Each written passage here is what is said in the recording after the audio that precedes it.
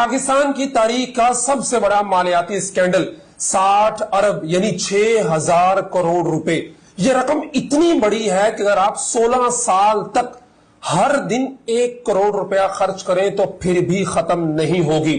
लेकिन कौमी खजाने को 6000 करोड़ रुपए का टीका लगाने वाला वो शख्स है जो अपने कारकुनों और फॉलोअर्स के नजदीक दुनिया का सबसे ज्यादा अमानतदार तरीन इंसान है। नाज़रीन, 9 मई को पाकिस्तान के साबिक़ वज़ीर-ए-आज़म इमरान खान को इस्लामाबाद हाई कोर्ट से नैब ने गिरफ्तार कर लिया। जिस केस में उन्हें गिरफ्तार किया गया उसका नाम अल-कादिर ट्रस्ट केस था। आपके जहन में यह सवाल जरूर उठता होगा कि अल-कादिर ट्रस्ट केस आखिर है क्या। अल-कादिर ट्रस्ट तो यूनिवर्सिटी बनाने के लिए कायम किया गया था, जो कि अच्छी बात है, तो इसमें इमरान खान को गिरफ्तार क्यों किया गया है? और इमरान खान के सपोर्टर्स, फॉलोअर्स और उसके कारकुन भी आपको यही दलील देते नजर आएंगे कि इमरान खान को यूनिवर्सिटी बनाने के जुर्म में गिरफ्तार किया गया है और ये पीडीएम की हुकूमत तालीम दुश्मन है वगैरह वगैरह। लेकिन यह मामला इतना सादा नहीं जितना कि बनाकर पेश किया जाता है। अगर मैं यूं कहूं कि यह मुल्क की तारीख का सबसे बड़ा मालियाती फ्रॉड है तो बेजा न होगा। लेकिन इस फ्रॉड को यूनिवर्सिटी की आड़ देकर आम आवाम को बड़ी खूबसूरती के साथ धोखा दिया जा रहा है। नाज़रीन, इस मालियाती करप्शन की कहानी का आगाज होता है 2019 में बरतानिया से। 2019 में मलक रियाज ने बरतानिया के अंदर एक प्रॉपर्टी खरीदी जिस पे बरतानवी क्राइम एजेंसी यानी एनसीए को शक हुआ कि यह पैसा पाकिस्तान से मनी लॉन्ड्रिंग के जरिए बरतानिया लाया गया है, जो बाद अज़ां तहकीकात में बिल्कुल दुरुस्त साबित हुआ।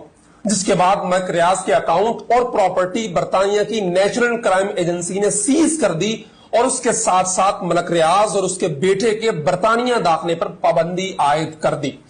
चूंकि यह रकम पाकिस्तान से मनी लॉन्ड्रिंग के जरिए बरतानिया लाई गई थी और यह रकम पाकिस्तान से चोरी की गई थी, तो इसलिए वो रकम वापिस पाकिस्तानी हुकूमत को भेज दी गई। यह रकम 190 मिलियन पाउंड थी, जो कि पाकिस्तानी रुपयों में 60 अरब या फिर 6000 करोड़ रुपए बनती है। 190 million pound national crime agency ने पाकिस्तानी हुकूमत के अकाउंट में भेजे थे। अब यह रकम पाकिस्तान हुकूमत की मिल्कियत थी।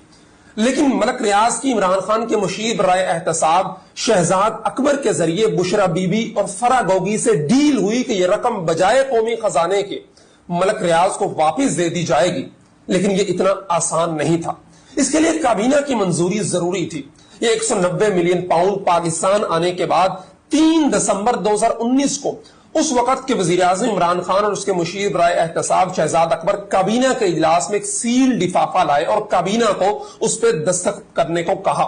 काबीना के कुछ मेंबरान ने उस लिफाफे में मौजूद कागजात को काबीना के सामने पेश करने का मुतालबा किया, तो इमरान खान ने उनकी सरजनिश करके उन्हें चुप करा दिया कि नेशनल इंटरेस्ट का मामला है। और यूं काबीना ने वो 190 मिलियन पाउंड चुपचाप सुप्रीम कोर्ट के अकाउंट में ट्रांसफर कर दिए। अब आप ये सोच रहे होंगे कि 190 मिलियन पाउंड तो मलक रियाज को नहीं दिए, सुप्रीम कोर्ट को क्यों ट्रांसफर कर दिए? और अगर सुप्रीम कोर्ट को ट्रांसफर कर भी दिए तो ऐसा क्या जुर्म किया? सुप्रीम कोर्ट भी तो पाकिस्तान का ही इदारा है। लेकिन नाज़रीन, यहां भी कहानी इतनी सादा नहीं है। इसके पीछे भी एक बहुत गहरी और मुनज़्ज़म गेम थी जो इमरान खान ने डाली। नाज़रीन, जैसा कि आप जानते हैं कि मलक रियाज इस मुल्क का सबसे बड़ा प्रॉपर्टी टाइकून है। मलक रियाज की मशहूर जमाना कंपनी बहरिया टाउन ने कराची में सिंध हुकूमत और गरीब सिंधी हारियों की जगह पे सोसाइटी बनाई, जिसके खिलाफ सुप्रीम कोर्ट में पिटीशन दायर हुई। जिसकी कंपनसेशन की मद में सुप्रीम कोर्ट के चीफ जस्टिस साकिब निसार की सरबराही में 3 रुकनी बेंच ने 4 मई 2018 को मलक रियाज को 460 अरब रुपए का जुर्माना अदा करने का हुक्म दिया। और वो पैसा सुप्रीम कोर्ट के जरिए सिंध हुकूमत और उन लोगों को जाना था जिनकी जमीनों पे कब्जा करके बहरिया टाउन बनाया गया था। यानी सुप्रीम कोर्ट के अकाउंट में मलक रियाज ने 460 अरब रुपया जमा करवाना था, जो फिर हकदारों को जाता।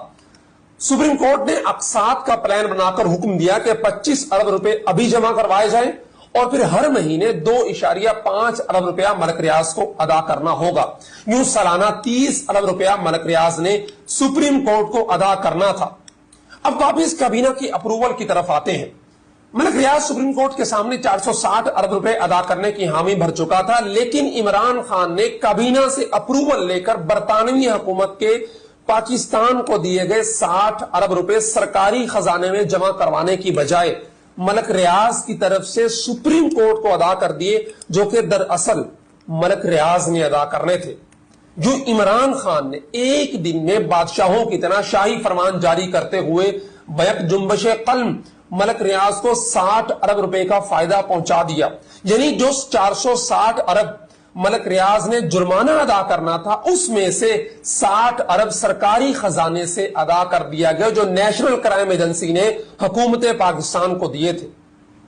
اب سوال یہ پیدا ہوتا ہے کہ ملک ریاض کو 60 ارب روپیہ دے کر عمران خان اینڈ کمپنی نے کیا فائدہ اٹھایا اور کس طرح کرپشن کے اندر اپنے ہاتھ رنگین کی۔ ناظرین، مارچ 2021 میں ملک ریاض عمران خان کی بیگم بشرا بی بی کو 456 کنال اراضی عطیہ کر دیتا ہے۔ یہ معاہدہ بشرا بی بی اور ملک ریاض کے درمیان ہوتا ہے۔ بشرا بیگم یہ زمین ایک ٹرسٹ کے نام کر دیتی ہے، جس کا نام القادر ٹرسٹ ہوتا ہے، جس کے ٹرسٹی اس وقت وزیر اعظم عمران خان، بشرا، زلفی بخاری، بابر اعوان اور مشہور زمانہ فراگوگی ہوتے ہیں۔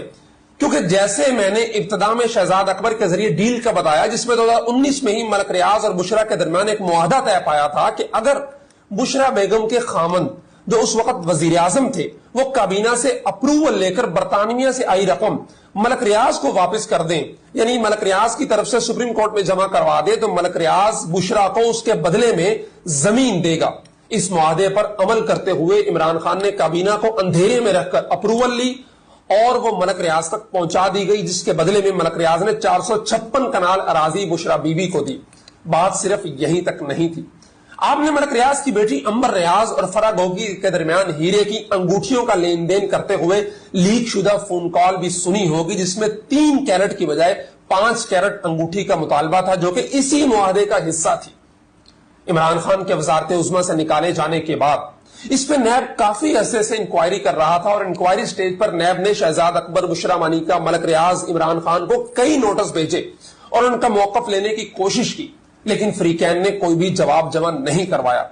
انکوائری ختم ہونے کے بعد کیس انویسٹیگیشن سٹیج میں داخل ہوا، جس میں ملزمان کو گرفتار کر کے ان سے کیس کے متعلق پوچھ گچھ کی جاتی ہے۔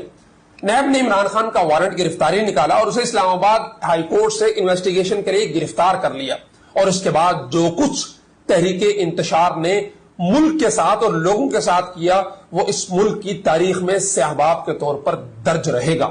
ناظرین، یہ کہانی تھی اس پورے قصے کی، جس کو بڑی خوبصورتی کے ساتھ یہ یونیورسٹی کی آڑ میں چھپاتے رہتے ہیں کہ عمران خان پر کیس یہ ہے کہ عمران خان نے یونیورسٹی بنائی، جبکہ اس سارے کیس کا خلاصہ یہ ہے کہ برطانیہ نے 60 ارب روپے ملک ریاض سے لے کے پاکستان کی حکومت کو دیے، جو حکومت کے خزانے میں جمع ہونے تھے، لیکن عمران نے 456 کنال اراضی اور 5 کیرٹ کی انگوٹھیوں کے بدلے وہ رقم بجائے قومی خزانے کے جمع کروانے کے ملک ریاض کی طرف سے سپریم کورٹ میں جمع کروا دی۔